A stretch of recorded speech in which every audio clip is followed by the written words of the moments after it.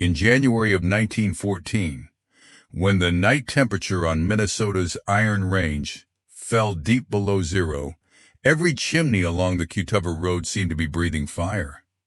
Every chimney except one. Arvo Kallio stepped out of the snow, carrying 4 split sticks of birch under one arm.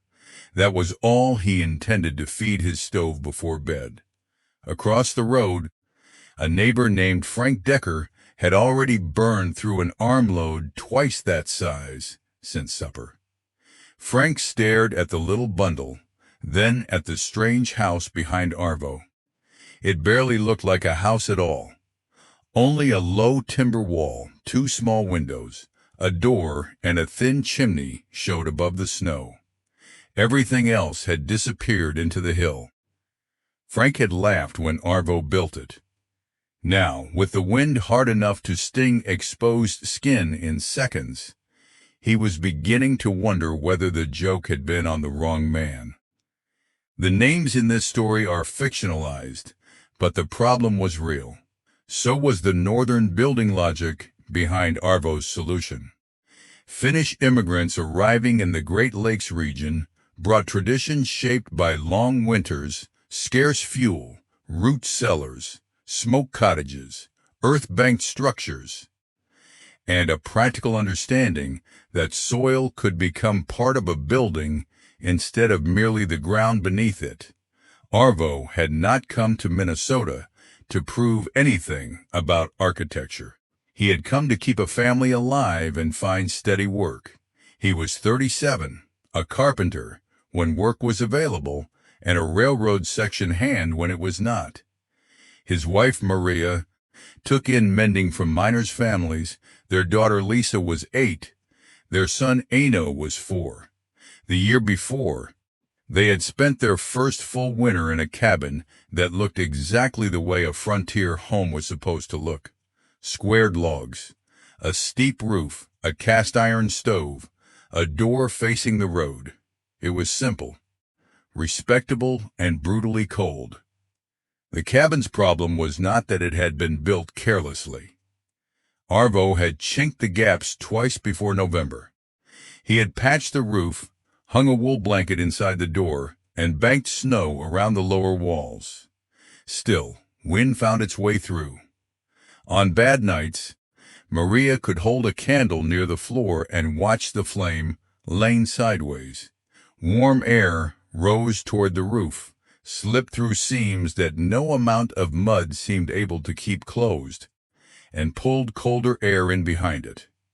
The stove could make the center of the room hot enough to dry boots, but 2 steps away from the fire, the walls radiated cold. Arvo learned to sleep by sound.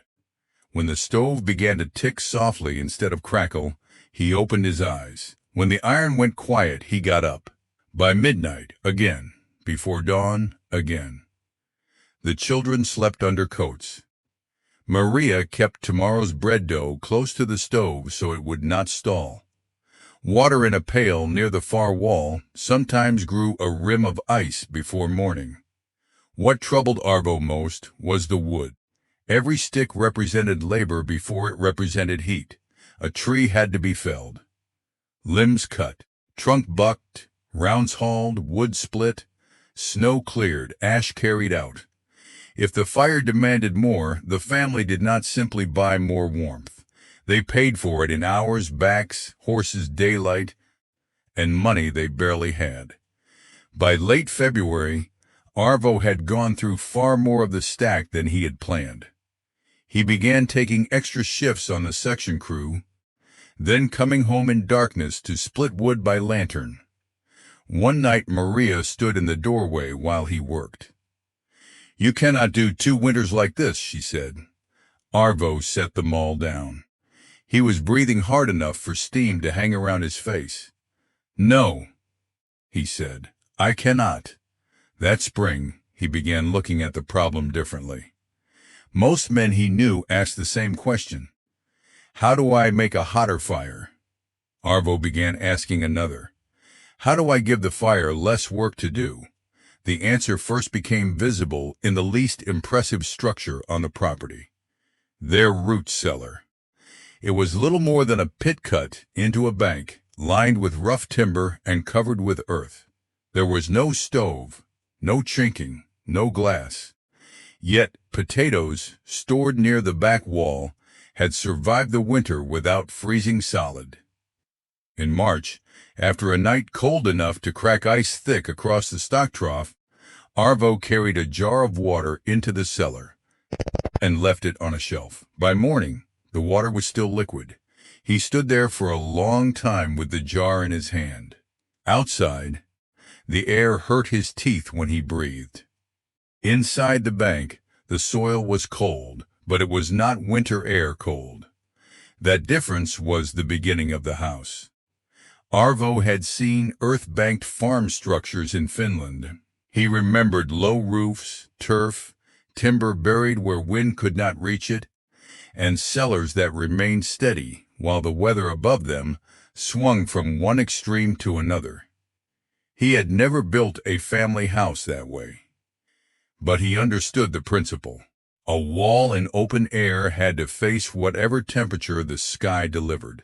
A wall pressed into deep soil faced something far more stable. The soil did not need to be warm to help. It only needed to be much warmer than the worst winter air. In May, Arvo walked the 40 acres they had leased outside a small Iron Range settlement. He did not choose the prettiest rise. He chose a sandy shoulder of ground that faced south and drained quickly after rain. He cut test holes with a spade. He watched where water collected after storms. He scraped through roots, gravel, and pale sand until he was satisfied that spring runoff would move around the site instead of through it. Then he marked a rectangle into the slope. Frank Decker saw the stakes and laughed. Frank was a logger with a broad red beard and an opinion about nearly everything. His own cabin stood on open ground, where the wind had a clear run from the north. "You putting potatoes in there?" he asked. "Or children?" "Children need less frost," Arvo said. Frank grinned. "Children need windows." Arvo pointed south. "They will have windows." Then he began digging. The work was slower than building upward. That was the first trade-off. A conventional cabin demanded timber. Arvo's design demanded earthwork. He used a spade, grub hoe, mattock, wheelbarrow, and a borrowed horse scraper. Maria moved smaller loads. Lisa collected stones from the spoil pile. Even Eno was given a tin pail and told to carry only what he could manage without spilling. By July, the cut resembled a shallow room carved into the hill, deepest on the north side and open toward the south. Arvo set short retaining walls where the soil needed help holding its shape. He laid heavy timbers across the top, then rafters angled toward the front. Over the roof deck, he used overlapping birch bark where he could obtain it, then a layer of soil and sod. The southern wall was different. It was timber-framed and fully exposed, with the door and 2 windows. That wall would meet the winter directly. The other sides would not. Frank came by one evening as Arvo tamped earth against a side wall. "You know what happens to a hole when it rains," Frank said. "It fills." Arvo kept tamping. "Then I must not build a hole." Frank shrugged. "Looks like one." In early October, Frank appeared to be right. 3 days of cold rain swept across the Iron Range. The new house was nearly finished. Maria had already carried in a table, 2 bunks, a chest, and the small cook stove. Arvo believed the roof was tight. On the second night, Lisa stepped out of bed and put her bare foot into water. She screamed.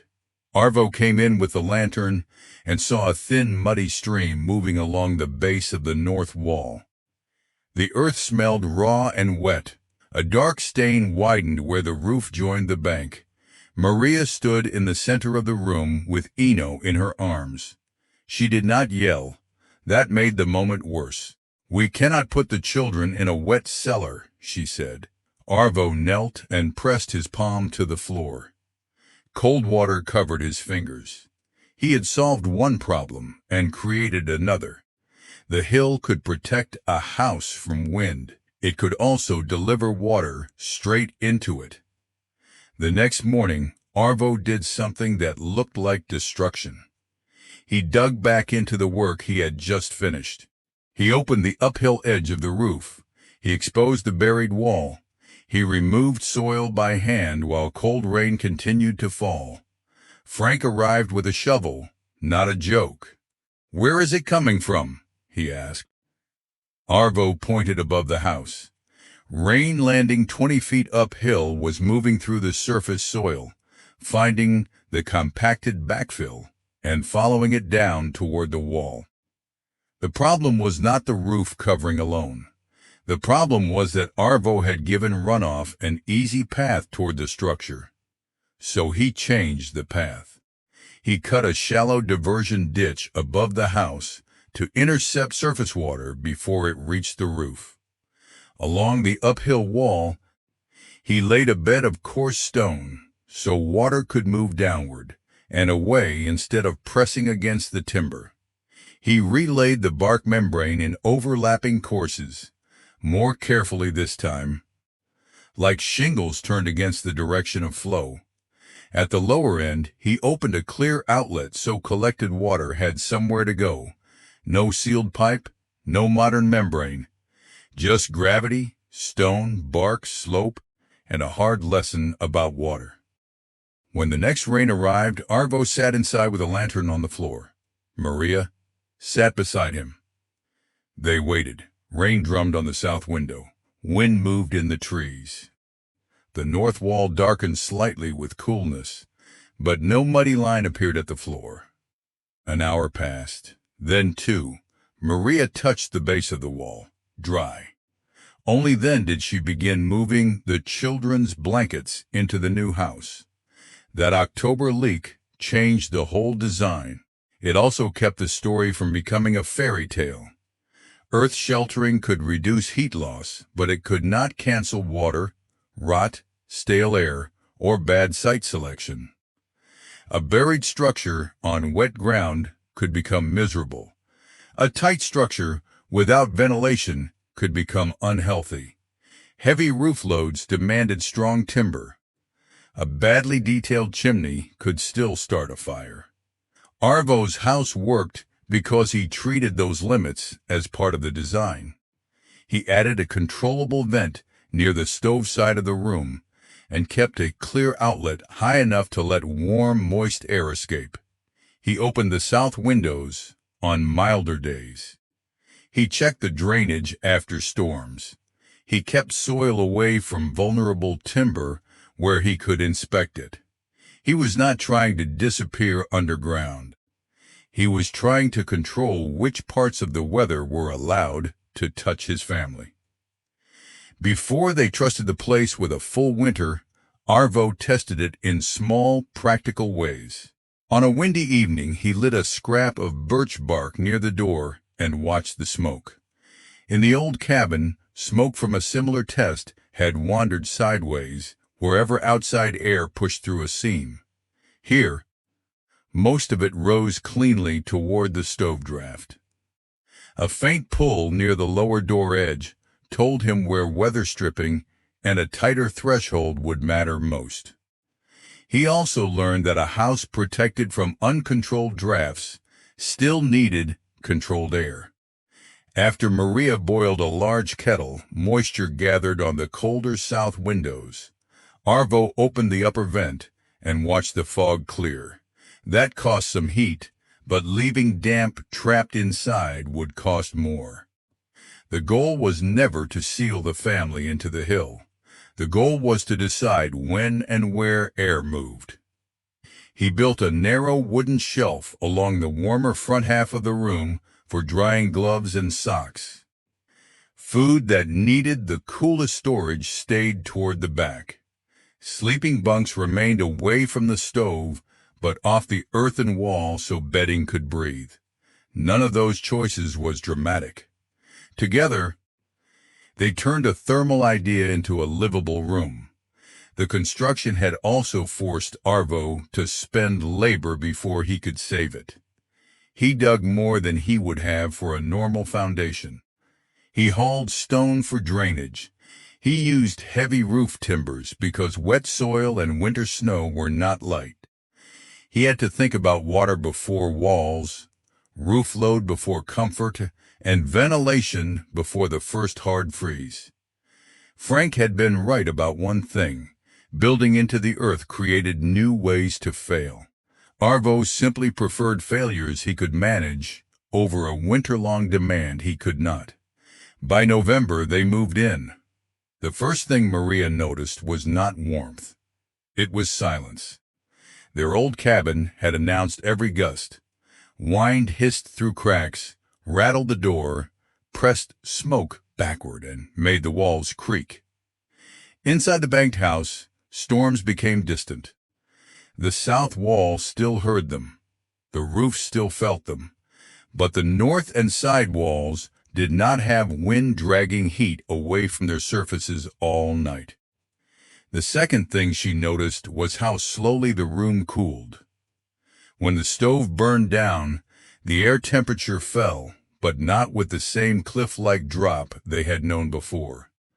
The thick surrounding soil and the mass of the structure changed temperature slowly. The buried walls were not cozy to the touch. They were cool. That was the point. Cool was much better than 30 degrees below zero. The physics were simple enough to explain without an engineer. Heat moves from warmer places toward colder ones. The greater the temperature difference, the stronger the push. If the inside of a cabin is around 60 degrees and the outside air falls to 20 or 30 below zero, the exposed wall may be facing a temperature difference of 80 or 90 degrees. Deep soil in the upper Midwest changes far more slowly than surface air. Depending on depth, season, moisture, and location, the ground beneath the frost can remain somewhere around the low to mid-40s Fahrenheit, even while a blizzard is raging above it. So, a buried wall does not face the same thermal battle as an exposed wall. And because Arvo had left only the south face, part of the roof, and the door and windows directly exposed, he had also reduced the area that wind could attack. The soil was not heating the house for free. It was making the house lose heat more slowly. That distinction mattered. A small stove could now do useful work, because the structure stopped throwing so much of that work away. By Christmas, the evidence had become difficult for Frank to dismiss. The previous winter, Arvo had watched his wood stack shrink with frightening speed. This time, after weeks of hard cold, most of the reserve remained untouched. He still burned wood every day. He still woke on the coldest nights to add a stick. But he was no longer feeding the stove as though it were a locomotive. Maria could leave a basin of wash water near the back wall without finding a skin of ice on it in the morning. Lisa did her lessons at the table without wearing mittens. Eno stopped sleeping in his coat. The house was not tropical. It was livable. For a family that measured winter in woodpiles, that difference was enormous. Then came the storm that changed Frank's mind. Late in January, a northwester settled over the Iron Range and stayed. For days, the cold did not loosen its grip. The wind polished the road into hard drifts and drove powder snow through cracks that had seemed invisible in autumn. Frank's response was the same as everyone else's. He burned hotter. His stove glowed red at the seams. His chimney pulled hard. He and his oldest boy kept a pile of split wood inside so they would not have to open the door more than necessary. On the fourth night, Maria smelled smoke before Arvo did. Not cookstove smoke, pine shake smoke. Arvo opened the door. Across the road, sparks were moving sideways in the wind. Frank's chimney had thrown fire onto the roof. By the time Arvo reached the yard, Frank was already on a ladder throwing snow at a blackening patch of shingles. The wind ripped half of it away before it landed. A flame appeared under the eave. Then another. "Get them out," Arvo shouted. Frank's wife carried the youngest child through the door wrapped in a quilt. The older children followed. Frank tried to go back for a trunk. Arvo grabbed his coat. "No. Papers are in there." "Then you can freeze beside the papers." Frank looked once at the roof. The decision was made for him by a sudden burst of flame along the ridge. They crossed the road through blowing snow.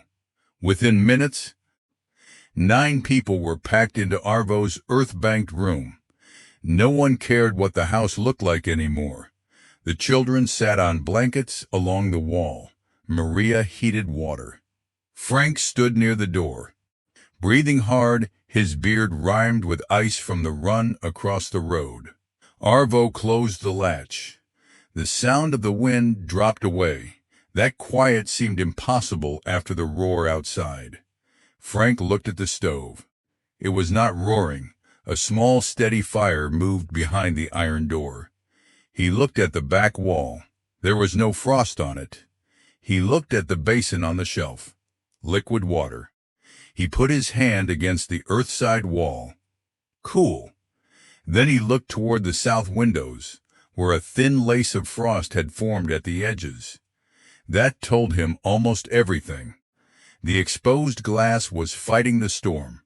The buried wall was not. For the next 6 hours, Arvo's house did something more impressive than become hot. It refused to become dangerously cold. 9 bodies added moisture to the air. Maria cracked the vent and adjusted the stove. Wet mittens were hung near the front, not against the earth wall. Snow melted from boots into a tray instead of soaking the floor. The room became crowded and stuffy, so Arvo opened the upper vent farther for a few minutes, accepted the small heat loss, then closed it partway again. There was no magic in what he did. There was management. That was the other lesson Frank had missed. A good shelter did not remove work. It moved work toward the things that mattered. Instead of cutting wood all night, Arvo watched air, moisture, flame, and people. Before dawn, the main part of Frank's cabin was gone. The stove had survived. Part of one wall stood black against the snow. The roof had collapsed inward. Frank sat at Arvo's table with both hands around a cup. For a long time, he said nothing. Finally, he looked toward the small pile of wood beside the stove. "How much did you bring in yesterday?" "That box was full in the morning," Arvo said. Frank stared at it. More than half remained. He did not apologize for laughing. Arvo did not ask him to. By daylight, they went outside together. The storm had eased enough to see across the road. Frank's children stayed with Maria, while the men sorted what could be salvaged from the ruins. The papers Frank had wanted were found later in a tin box beneath a fallen shelf, smoke-stained but intact. The family stayed with the Kallios for several days, while neighbors helped erect a temporary shelter. During that week, Frank noticed everything he had ignored before. He saw the drainage ditch above the roof. He saw where the ground sloped away from the entrance. He saw that the south windows did more than provide light. On clear afternoons, low winter sun warmed the front of the room. He saw the vent Arvo opened after cooking. He saw how the roof timbers had to carry not only snow, but the weight of soil above them. And he saw that the design would not work everywhere. On low, wet ground, it would be foolish. Where bedrock sat near the surface, excavation could consume more labor than the family could spare. Where drainage had nowhere to go, earth sheltering could trap water against the very walls it was supposed to protect. The house was not a universal answer. It was a precise answer to a precise piece of land. That spring, Frank rebuilt on the same property. He did not copy Arvo's house. That would have been the easiest ending and the least believable. Instead, he changed the parts of his own design that the winter had exposed. He moved the new cabin closer to a sheltered rise. He banked the north foundation higher with earth. He built a deeper root cellar into the slope and connected it to the kitchen through a covered passage. He improved the chimney clearances and stopped trying to keep the house warm by driving the stove beyond what the flue could safely handle. Another neighbor copied Arvo's uphill drainage before burying a storage room. A Finnish family farther along the road built a low earth-banked winter kitchen with a sod-covered roof. The idea spread in pieces because pieces were what different farms could afford. No official proclamation was needed. No newspaper had to declare a revolution. People watched which woodpiles disappeared and which did not. They watched which rooms froze when the fire burned low. They watched where spring water went after the thaw. That was proof enough. Arvo's greatest gain was quieter. He did not become rich. He did not stop cutting wood. He did not build a house that required no maintenance. Every autumn he checked the roof covering. He cleared the diversion ditch. He inspected timber where damp could reach it. He opened the house to dry air when weather allowed. The work remained, but the work no longer consumed the winter. By the following January, Arvo could come home from the section line, eat supper, and sit at the table while Lisa read aloud.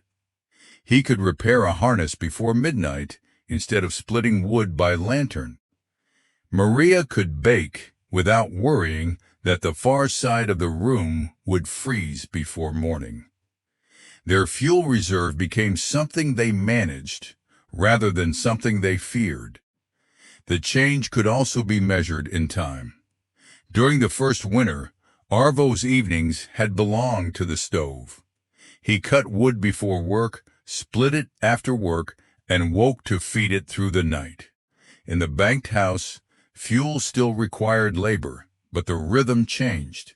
A load lasted longer. The stove could coast lower without the room collapsing toward freezing. He could choose to spend an hour repairing equipment, helping Lisa with reading, or simply sleeping. That mattered because a poor family did not have a separate category called energy cost. Fuel cost was labor cost. Labor cost was lost wages, worn tools, tired horses, strained backs, and hours taken from every other job that kept the household going. The design saved wood, but the wood was only the visible part of what it returned. That is the deeper engineering story inside the hill. The most valuable part of the house was not the stove, the bark, the sod, or even the timber. It was the boundary Arvo chose between his family and winter. A conventional cabin exposed nearly every side to moving, bitter air. Arvo let the hill take 3 sides out of that fight. He did not defeat cold. He reduced the number of places where cold could attack. When the thaw finally came, snow slid away from the south wall first. Water ran into the diversion ditch and curved around the roof instead of through it. Grass returned over the buried timbers. One afternoon, Lisa climbed the slope with a tin cup and knelt to pick the first small wildflowers growing above the room where she had slept all winter. Below her feet, the stove was cold.